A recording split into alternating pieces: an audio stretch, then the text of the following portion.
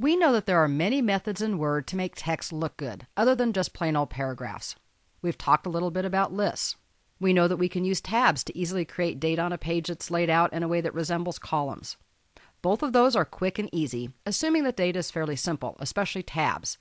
If it only consumes one line for each entry and the data contains text, it's pretty easy to do.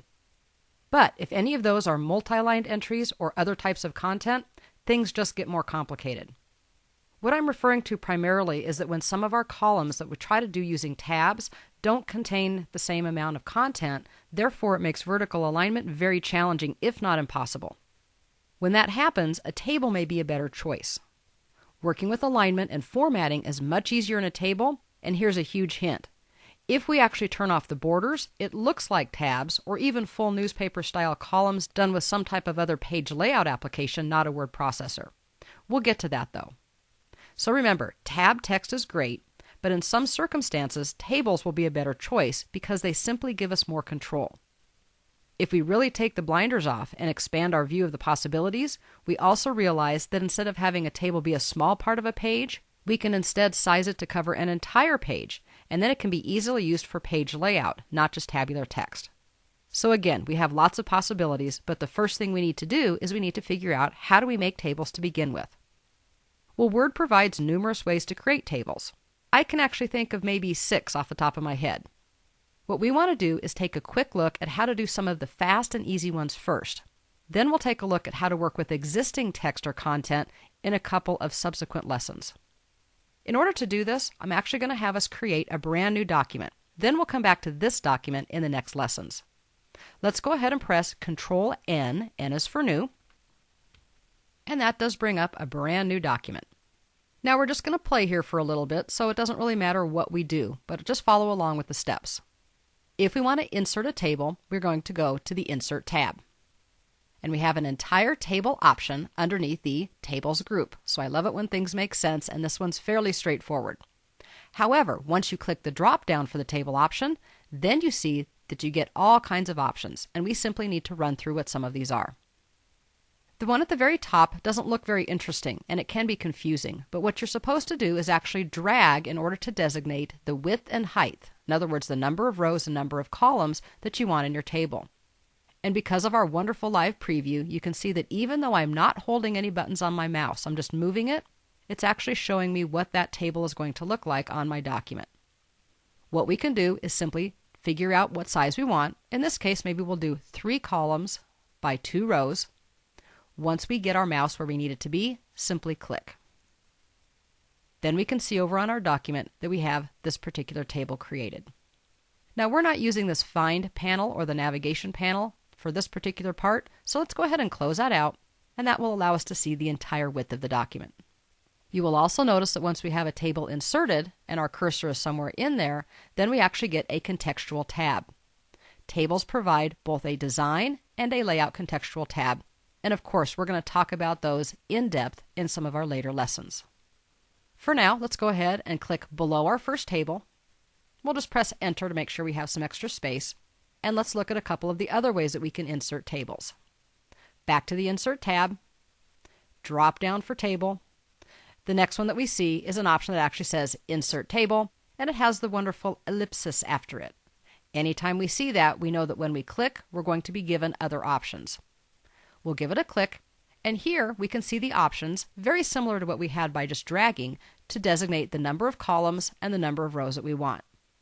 You can either type in here, or you can use the spinner buttons to designate the configuration that you want. This time let's do a 4 column by 3 row. The difference with this option is we also get to choose what our fit behavior is. In other words, do we want each of the columns, in this case our 4 columns, to be automatically sized? Or do we want to designate a specific size? Alternately, we can say auto-fit the width of the columns based on what type of content I put into those columns. And thirdly, we can have it auto-fit to the window. Let's go ahead and choose Fixed Column Width, just so you can see what that looks like. And using the spinner buttons, I designated 1.5 inches. You also can choose the box at the bottom to have this become the default, so when you create new tables, you don't even have to go through those few settings again. We'll click OK, and here you can see that this table is not as wide as the first one.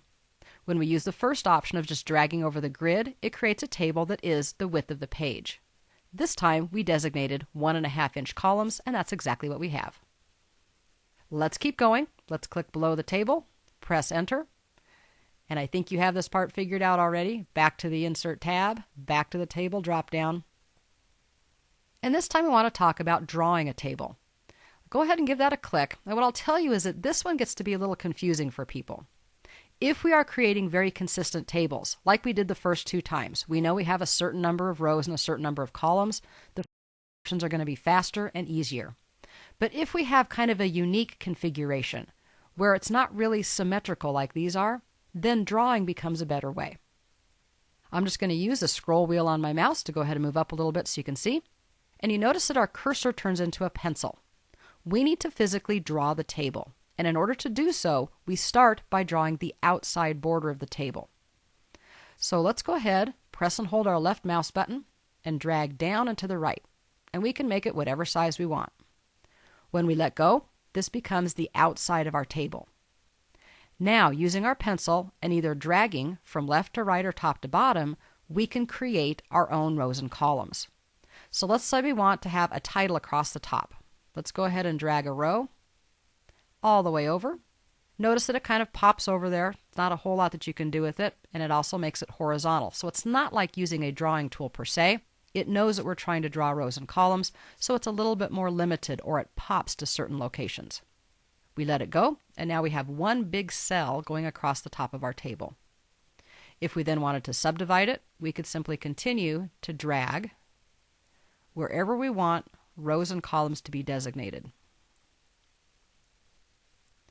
Now, as I said, I'm not sure about you, but this doesn't look anything like what we created up above. This is a very unique configuration. And while we certainly could do that by using the other tools, and then using tools called merging or splitting cells, which we'll get to in a later lesson, this was a little bit faster. The key here is that when you want to stop working with drawing the table, you need to turn off the little pen, because we can't click and type at this point. Notice that when we enter this mode, we again go into our table tools, and we have our design and our layout. On the right-hand side, there's an option under Draw Borders that has a Draw Table option. If we turn that off, that's what gets our cursor back to the regular I-beam pointer that we're looking for. So that one's creative. It can be nice. Don't use it that often, but when you need to do something that's really not symmetrical, it really is a fabulous and quick tool. Let's go ahead and do just one more in this initial lesson. Let's go ahead and press Control-End to get to the end of our document. Press Enter one more time, and let's take another trip up to the Insert tab and the Table drop-down. We've been through dragging in the grid, Insert Table, and Draw Table. We'll talk about the next 2 options in the following lessons.